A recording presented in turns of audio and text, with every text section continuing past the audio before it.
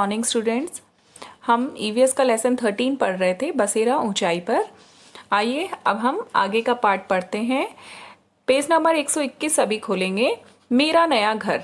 जैसा कि आप सबको पता है कि गौरव जानी जो है वो यात्रा पे निकला है मुंबई से लेह लद्दाख।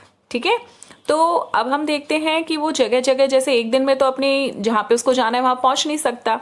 अब उसकी 2 महीने की इतनी लंबी यात्रा है, तो उसको अपना जो टेम्परेरी यानी जो कुछ समय के लिए अपना घर उसको बनाना होता है सोने के लिए, जिसको इसने अभी क्या घर बनाया अपने साथ वो टेंट लेके चला था। तो नायलॉन का टेंट होता है जिसको उसको जब सोना होता है तो वहां पर उसको लगाना होता है। तो आइए देखते हैं मेरा नया घर। मैं और मेरी लोनर आगे बढ़े जा रहे थे। मुझे सिर्फ भरपेट खाना चाहिए था और रात की ठंड से बचने के लिए टेंट।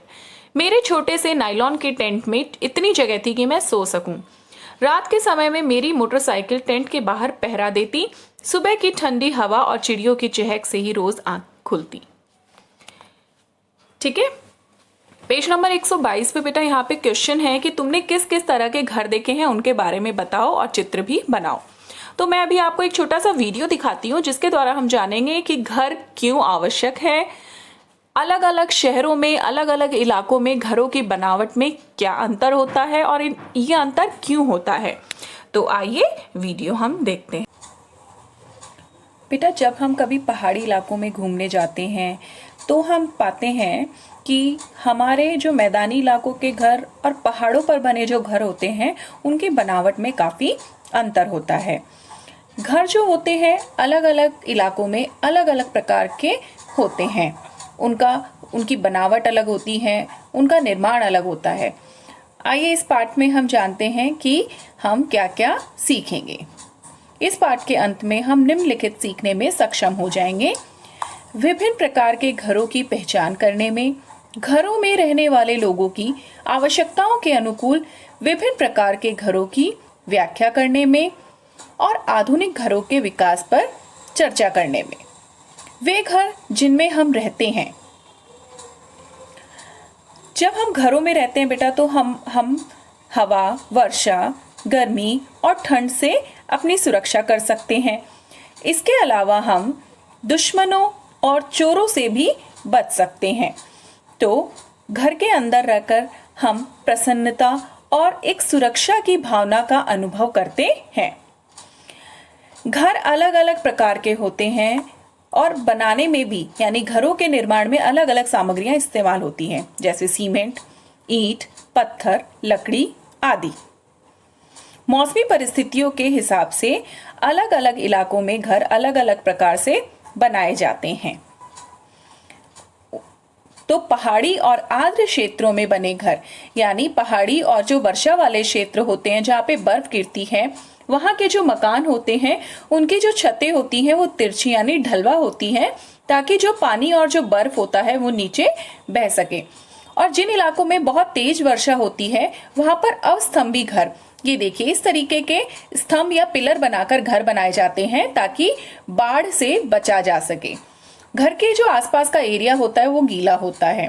अब है उष्ण और शुष्क क्षेत्र, यहाँ पे यानी जहाँ पर पानी की कमी होती है। सूखे इलाकों में जो घर होते हैं वो मिट्टी के बनते हैं। मिट्टी के अंदर पुआल, काठ, घास आदि मिलाकर, लकड़ी आदि मिलाकर घर बनाए जाते हैं। कस्बों और शहरों में जो घर होते हैं वो सीमेंट और पत्थरों से बनते हैं। ये घर काफी मजबूत होते हैं। अब है बर्फीले और आर्कटिक क्षेत्र, यानी जिन इलाकों में बर्फ होती है वहां पर इग्लू होते हैं, इग्लू बनाए जाते हैं। यहाँ पर बर्फ के जो ब्लॉक होते हैं उनसे एक गुंबद के आकार का इस्तेमाल कर घरों का निर्माण करते हैं। गुंबद का आकार इसलिए दिया जाता है क्योंकि ये जो गुंबद का आकार देने से घरों के अंदर गर्मी रहती है, गर्म रहते हैं। इस कारण यहाँ के जो घर होते हैं इग्लू, इनका आकार गुंबद की तरह होता है। अब होते हैं टेम्परेरी यानी अस्थायी घर, जो कि छुट्टियों में घूमने के लिए या कैंपिंग के लिए तब जाते हैं, तब इस तरह के घर बनाते हैं। ये कुछ मछुआरे होते हैं जो अस्थायी रूप से ये घर बनाते हैं लकड़ी और नारियल के पत्तों से। जब हम घूमने जाते हैं बेटा या कैंपिंग के लिए कहीं जाते हैं तो हम इस तरह के अस्थायी टेंट का इस्तेमाल करते हैं। ये जो टेंट होते हैं ये नायलॉन के या फिर कपड़े के बने होते हैं। नायलॉन का एक कपड़ा होता है, उससे बने होते हैं। अब है नौका घर बजरा, यानी नाव के ऊपर घर बना हुआ। इस तरह के घर आपको कश्मीर में ज्यादा मिलेंगे। इन घरों का इस्तेमाल जो लोग घूमने जाते हैं वो अपनी छुट्टियां बिताने के लिए करते हैं, और कुछ लोग स्थायी रूप से भी इन घरों में रहते हैं। अब है कारवा। कारवा वो घर होते हैं जो कि पहियों पर बने होते हैं। इस तरह के घरों को चलने के लिए ट्रक, वाहन या किसी जानवर के द्वारा खींचा जाता है। जो लोग एक जगह से दूसरी जगह घूमते रहते हैं वे इन घरों का इस्तेमाल करते हैं। सभी चीजों को फिर से दोहराते हैं। घर में रहकर हम सुरक्षा की भावना का अनुभव करते हैं। अलग अलग क्षेत्रों के अनुसार घरों की बनावट अलग अलग होती है। घर हमारी सर्दी, गर्मी, वर्षा और दुश्मनों से रक्षा करते हैं। घर बनाने के लिए सीमेंट, ईंट, लकड़ी, इस्पात, लोहा, कांच आदि की आवश्यकता होती है, जिससे कि घर मजबूत बनते हैं। नेक्स्ट है सूखे इलाकों में घर मिट्टी व पुआल, लकड़ी आदि मिलाकर बनाए जाते हैं। आप सभी वीडियो को ध्यान से देखेंगे और पाठ को अच्छे से पढ़ेंगे। Thank you.